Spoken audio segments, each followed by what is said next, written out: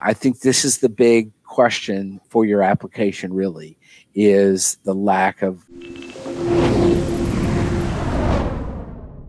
Good evening, Jennifer. Hello. It's nice to meet you. How are you today? I'm good. How are you? Yeah, good. I'm doing well. Now, tell us where you're located right now. I'm actually in Canada. I'm in Southern Ontario, nearby Toronto, about an hour away. Okay.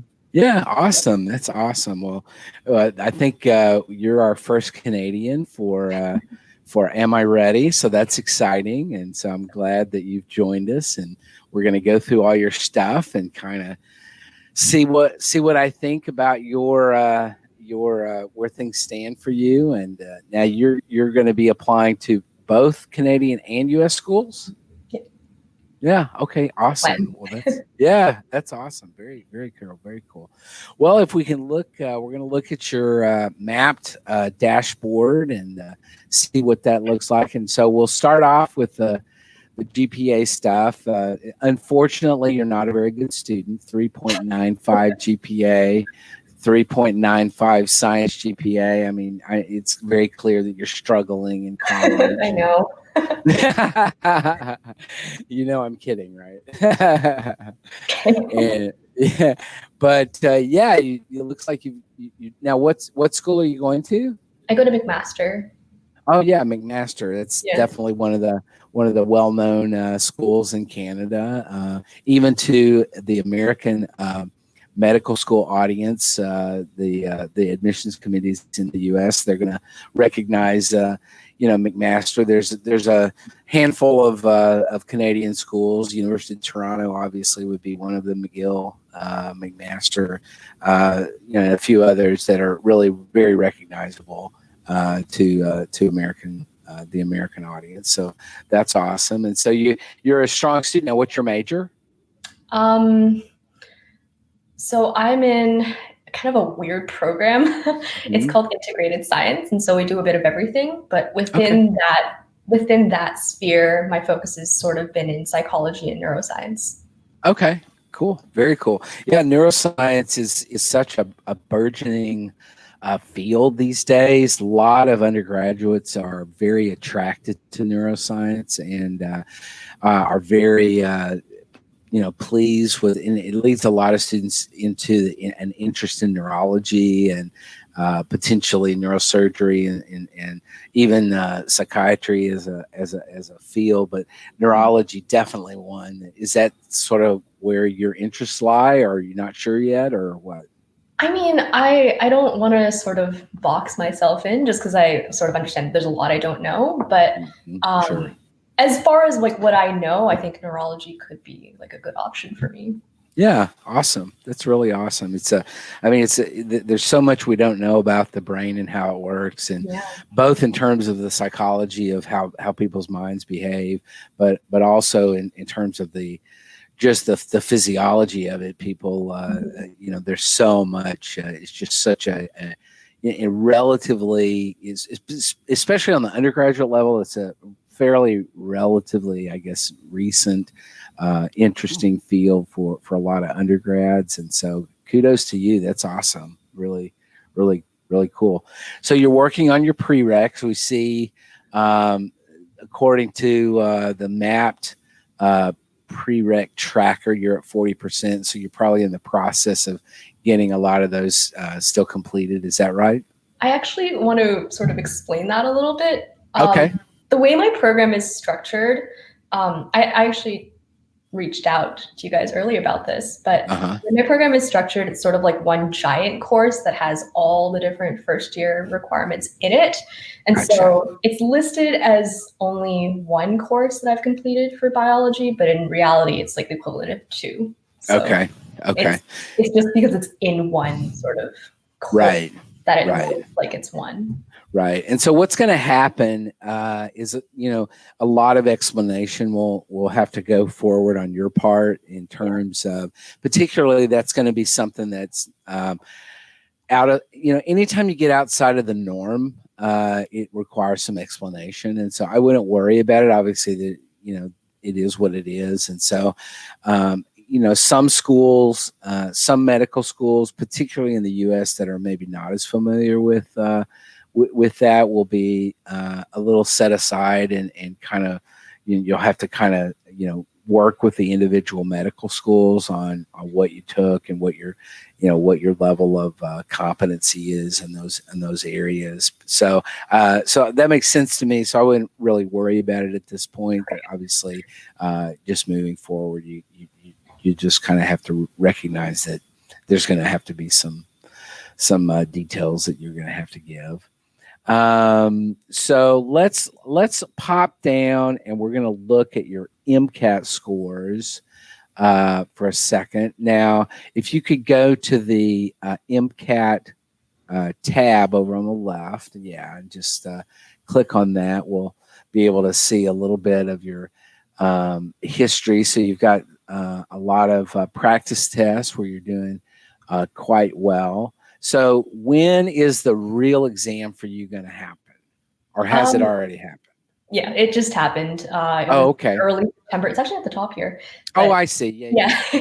But it was in early September that I wrote the Okay. Okay. So you were sort of in your practice test, you were around. So I see a 508, 509, 513, 14, 59, 514, 517, and you ended up with a 513 on the real exam. Looks like pretty consistent scores. Doesn't surprise me that the psych soc was a strong part for you. That makes total sense to me. And even your lowest score on the cars, 127, is really not bad at all. Great score.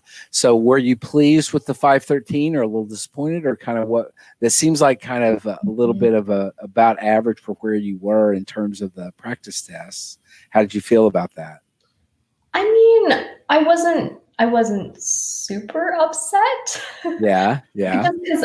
just because like it was still a good score. Yeah, absolutely. It's just, I think because my last couple practices right before I took the MCAT were a little bit higher, I sort of had high expectations for myself. Sure. And sort of being aware of the fact that I'm applying as an international student to the States, and the heavy focus on cars in Canada, I guess I was a little bit disappointed. Yeah. But overall, like, I'm still decently okay with it. Like, yeah, for sure. Yeah. And, I think you're exactly right. I mean, I think that the score's a great score. I think it's definitely a score that's going to get, be in the neighborhood of where you want it to be. Obviously, everybody wishes they had scored a little bit higher on this or that, or, and I totally get it in terms of cars, and all in all, I would say 513 is a great score. I think that your numbers, at least, the 513 match with a stellar GPA, number wise, puts you in a really good position. So I wouldn't lament that at all. So let's go now back to your dashboard and look at your activities. So you've got quite a few things. If we go to the activity tab and we'll look at those. Why don't you describe to us kind of what we're seeing here in terms of your activities? Okay. So not all of them are filled out. It's because some of the ones that sort of have 0 hours are my more recent activities. Okay. But this is sort of a research opportunity that I was involved in over the summer, and I'm still kind of working with now. Okay. And then this and this are two of somewhat the same thing. Basically, I was like an RA or a Don in residence for the first years last year, and sort of continuing that role in an online environment now. Okay. And so what I'm seeing there is the mentor in residence life and the community advisor in residence life. And so I think this is something that's pretty common with students, where they have, they're involved with this sort of student affairs, student activities kinds of things on their campuses, where they are an RA or they are at some level or another. I don't know if they have colleges McMaster, where you're kind of a college mentor or whatever. So, but that, that makes, so you've got quite a few hours, a total of about, I guess around 500 hours in that activity. Awesome. And then these two are also very similar. I've basically been part of a lot of sort of musicals through my time at university. And so I've been part of the cast, and I've also been part of the creative team behind it. Yeah. And so that's been sort of a big thing for me. Yeah, absolutely. So you're a dancer or a musician or some of both? So actually, yeah, I have dance here because I took ballet all throughout my childhood, and I still do it occasionally now, sort of in a more limited basis. Yeah. But my role in most of the musicals that I've been in so far has been in the cast. So I've done singing, I've done acting, I've done the dancing, all that. Yeah. Oh, that's awesome. Very cool. Yeah.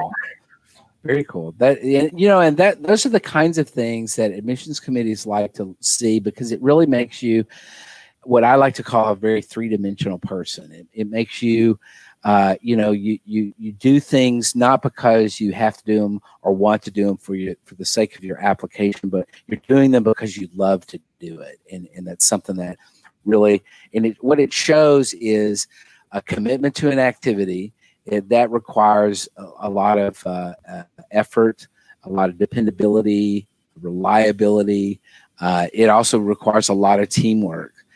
Which is definitely one of the competencies that medical schools are looking for in their applicants and among their students, is this idea that you can work with other individuals in fairly stressful situations, and I can imagine there's when you're talking about productions and stuff, there's some stressful stuff going on there, particularly at an institutional level, when you're going to school full time and you got other things going on, and this is just a part of your life, and you're doing it because you love to do it. So that's awesome. So I give you a lot of credit for that kind of stuff, for sure. Yeah, that's definitely an experience that I think I've learned a lot from. Yeah. And so it's something that I've just kind of stuck with, even though I wouldn't necessarily say that I'm naturally a performative type. Right. But, and then this is a club that I've sort of outlined my various roles throughout the years in. So it's kind of a pre-med type club? Pretty much, yeah. A lot of events that we hold are sort of based on healthcare and things like that. Yeah, sure. And then I was a volunteer at one of my local hospitals, and that's something that I would like to go in and do more, but yeah, sure. The current situation makes that a little bit difficult. Yeah, absolutely. Eventually, I'd like to go back in and continue with that because it was really rewarding. Yeah. This was a nonprofit that I worked with the summer before my first year. This is another research project that I did last year. And then this was a research assistant that I held summer after my first year. This is something that these two are things that I've sort of just started doing. And then there's another one.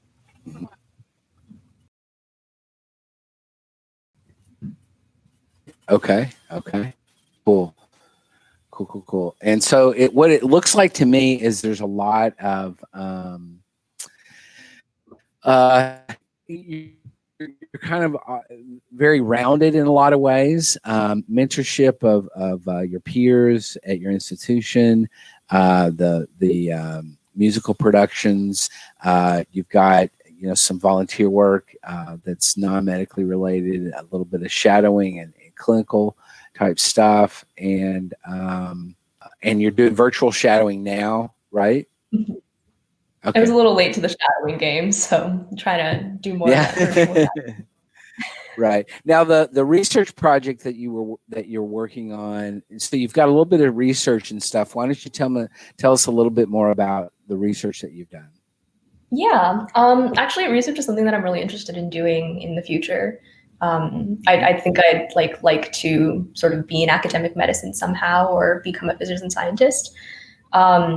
So this project, so the first project that I ever did was over the summer, and we basically worked on Alzheimer's and dementia patients, as well as sort of healthy older adults, and would administer EEG studies. And so the point of the experiment was to deliver very simple visual and audio tests, very, very simple sort of tasks like, oh, press a button when this thing flashes up on the screen sort of thing.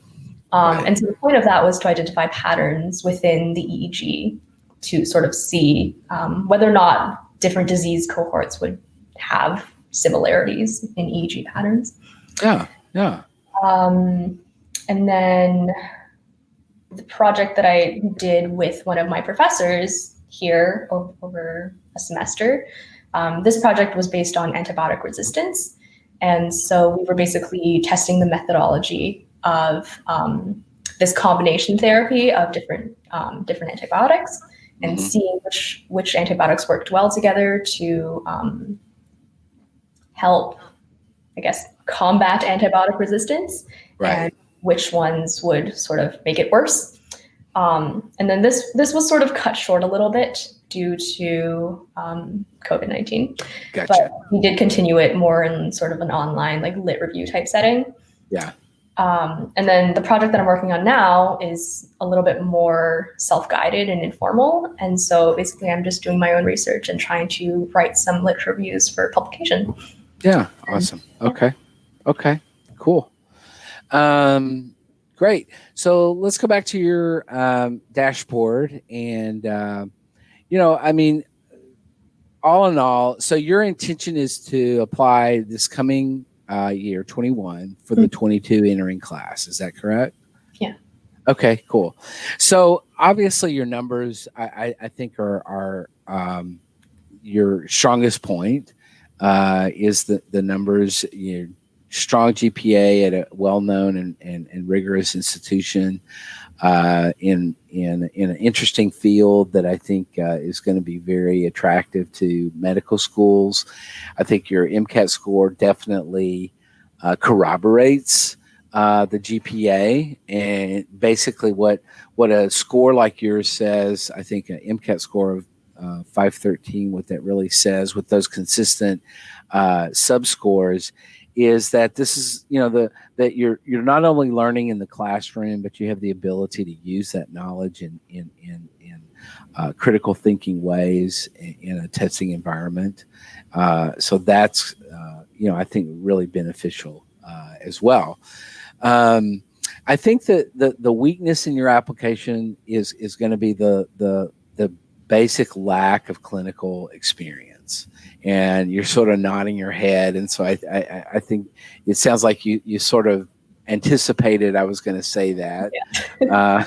And so and unfortunately, in the world that we live in right now with the pandemic and with the struggles of students who have, very little experience like that, makes it difficult.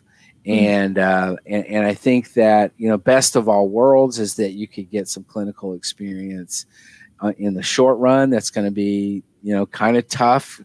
Depends on, right now things are not looking good. Who knows what's going to happen in 21, in the spring of 21, early summer 21. I think that, you're sounds like you're kind of doing what you can right now, getting involved with e-shadowing, which is basically what you can do. I would very much encourage you to check out some of the Scribe. I don't know in terms of Canada if there are Scribe services available. There's, tell me a little bit about that. Have you investigated that at all? I did look into it a little bit over the summer, just because I'd seen people talk about it a little bit. They exist, but I think in a pretty limited capacity. The openings that I saw were mostly in Ottawa, which is like 5 hours away from where I am. Right. I was a little out of luck there, unfortunately. Right. Yeah, there are some virtual Scribe services. I've worked with a number of students around the U.S. who basically the Scribe service that they work for they're working from home, and it's a virtual scenario where they're able to do it and still not be in the room. They're doing it through video and audio kinds of things. there are some of those available. I know for sure in the U.S. I would encourage you to kind of, investigate that a little bit more in terms of virtual shadowing opportunity, not shadowing, virtual scribing opportunities. I don't know what the reality would be since you're a Canadian citizen, if that changes the dynamic, or if you're able to, still be involved in that. So that would be something that you would really need to look at. So I think, getting really down to the main question, I definitely think you're ready academically. You're ready MCAT wise. I think the big question in my mind is the lack of clinical experience and the lack of, you've done a little bit of shadowing, and certainly that gives you some perspective on, clinical care and on what the life of a physician is like. But what I would definitely recommend is that you investigate what opportunities you could involve yourself with in the short run, and continue to look and make a huge effort. I think this is the big question for your application. Really, is the lack of clinical care, the lack of clinical experience that you have. I think it's a green light with a caveat. The caveat being recognition that you're limited in terms of your clinical experience, and that's going to mean, potentially mean some things to admissions committee members who are concerned about your level of experience in healthcare. I think your research is gonna help, particularly if you mention that you're interested in academic medicine and research, etc. I would strongly suggest in the short run that you really investigate as many options as possible, whether it's volunteer work or more shadowing or paid scribing, whatever it may be possible in the short term. That being between now and next May, June, or whatever. And then obviously, I think for any applicant, it's advisable for you to think about, if I don't get in the first year, in my first application, particularly noting that you're going to be an international student for American schools, what are you going to do during that application year that would help in a second application if that became necessary?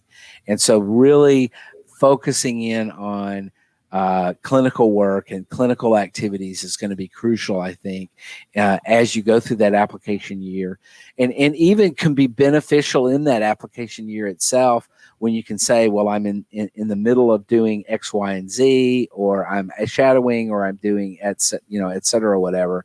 I think that can be beneficial not only for a second application if that were necessary, but also in the middle of that application cycle.